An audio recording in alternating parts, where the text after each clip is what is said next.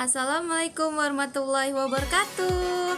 Halo teman-teman, kami dari kelompok 11 yang beranggotakan saya Sairen Kafadia dengan NPM 2010-6310-599.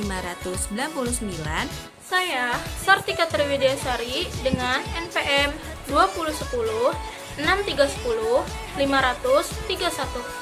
Dan saya Zilka Sabrina Rohadi dengan NPM 2010-6310-5123.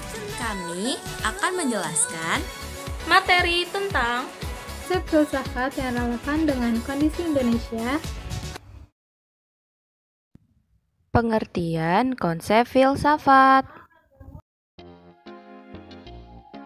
Apa itu konsep?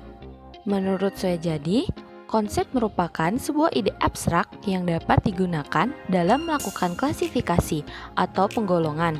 Pada umumnya, konsep dinyatakan sebagai suatu istilah atau rangkaian kata. Nah, filsafat itu apa sih? Menurut Plato, filsafat adalah pengetahuan segala sesuatu yang ada. Sedangkan menurut Aristoteles, filsafat adalah ilmu yang menyelidiki sebab dan asas segala benda. Nah, dari pendapat para ahli, kita dapat mengambil kesimpulan bahwa konsep filsafat adalah studi tentang seluruh fenomena kehidupan dan pemikiran manusia secara kritis dan dijabarkan dalam konsep mendasar. konsep filsafat yang relevan dengan kondisi Indonesia. Konsep keadilan dalam perspektif filsafat ilmu hukum. John Rawls mempunyai cara pandang keadilan sebagai fairness dengan didasarkan dua prinsip, yaitu equal right dan economic equality. Dalam equal right dikatakan harus diatur dalam tataran leksikal, yaitu prinsip perbedaan akan bekerja jika basic right tidak ada yang dicabut, dan meningkatkan ekspektasi mereka yang kurang beruntung. Dalam economic equality ditekankan harus ada pemenuhan hak dasar sehingga prinsip ketidaksetaraan dapat dijalankan. Dengan kata lain, ketidaksetaraan secara ekonomi akan valid jika tidak merampas hak dasar manusia. Tugas filsafat hukum adalah memformulir cita-cita politik dalam istilah-istilah keadilan dan ketertiban hukum.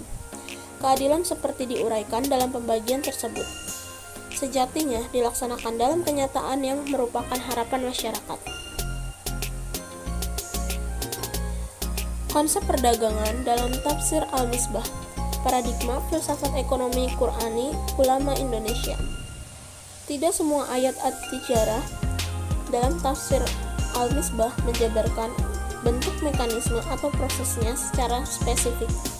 Beberapa ayat tidak detail, tetapi bersentuhan dengan mekanisme bisnis.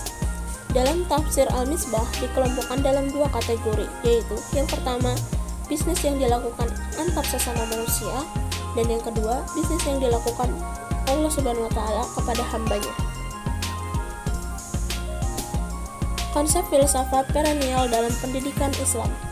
Kurikulum yang digunakan dalam perennialisme adalah yang berorientasi pada mata pelajaran. Subject centered. Dalam subject centered, kurikulum dipusatkan pada isi atau materi yang akan diajarkan. Metode pembelajaran pendidikan Islam menurut perennialisme ada 10. Yang pertama, metode diskusi. Kedua, metode problem solving. 3. Metode ceramah. 4. Metode tanya jawab. 5. Metode teladan dalam Al-Quran. 6. Metode bercerita atau kisah. 7. Metode nasihat disertai perumpamaan. 8. Metode dialog semasa hidup. 9. Metode teladan. 10. Metode motivasi dan ancaman. Konsep pendidikan Ki Hajar Dewantara dalam tinjauan filsafat pendidikan. Ki Hajar Dewantara memasukkan kebudayaan dalam diri anak dan memasukkan diri anak ke dalam kebudayaan mulai sejak dini yang dinamakan tanam indria. Konsep belajar ini adalah trino, yaitu nonton, kognitif, niteni, afektif, niroke, psikomotorik. 5. konsep Merdeka Belajar Pendidikan Indonesia dalam perspektif filsafat progresivisme. Konsep ini mengambil pemikiran yang berlandaskan bahwa manusia harus mengikuti perkembangan zaman. Oleh sebab itu, pendidikan pun harus menyesuaikan juga dengan kondisi zaman yang terus berubah. Upaya ini dilakukan agar negara Indonesia tidak tertinggal dari sistem pendidikan di negara lain. Selain itu, pembentukan karakter di abad ke-21 menjadi sangat penting untuk menyeimbangkan antara kemampuan intelijensi dan karakter seseorang. Untuk mewujudkan sistem pendidikan yang berorientasi pada siswa yang dikembangkan, para pemangku kebijakan harus mampu mengembangkan para tenaga pendidikan itu sendiri. Berikut diagram pendidikan untuk pekerjaan terbatas dan pendidikan berorientasi entrepreneur menurut Yang Zhao. Materi ketiga, hubungan matematika dengan materi konsep filsafat yang relevan dengan kondisi Indonesia. Hubungan matematika dengan filsafat. Filsafat dan geometri lahir bersamaan sekitar 640–546 sebelum Masehi di Miletus dan dari pikiran seorang bernama Thales. Adanya hubungan timbal balik dan saling pengaruh antara filsafat dan matematika dipacu pula oleh filsuf Zeno. Zeno memperbincangkan paradoks-paradoks yang bertalian dengan pengertian-pengertian gerak, waktu, dan ruang. Hubungan matematika dengan keadilan. 1. Penjumlahan. Bila dalam matematika penjumlahan 1 ditambah 1 sama dengan 2, maka dalam keadilan bisa 1 ditambah 1 sama dengan 3. Artinya ada faktor lain yang mempengaruhi keadilan, entah jumlah uang sogokan atau bahkan kepentingan pribadi atau kelompok sehingga menyebabkan keadilan itu timpang. 2. Pengurangan.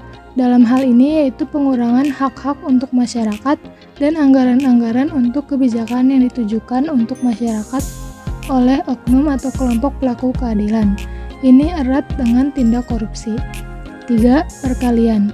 Makin besar perbuatan dan nominal uang suap mereka, maka keadilan akan berpihak pada mereka. Sedangkan mereka yang tinggal diam dan menunggu keadilan, serta tidak membeli keadilan, maka akan menjadi korban ketidakadilan. 4. Pembagian.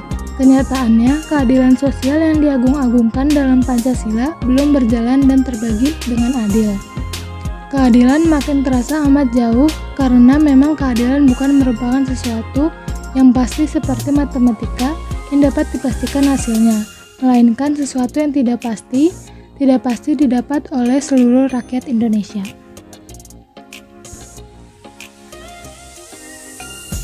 Hubungan matematika dengan perdagangan. Dalam perdagangan pasti akan ada perhitungan, di mana perhitungan tersebut bagian dari matematika. Secara tidak sadar, semua orang menggunakan matematika dalam kehidupan sehari-hari, terutama ketika sedang berdagang. Hubungan matematika dengan pendidikan. Matematika sering juga dikatakan sebagai unsur-unsur atau bagian-bagian berdasar atau berorientasi pada kepentingan pendidikan dan perkembangan iptek. Sekian materi dari kami. Terima kasih sudah menonton. Jangan lupa like, Komen, dan subscribe. wassalamualaikum warahmatullahi wabarakatuh.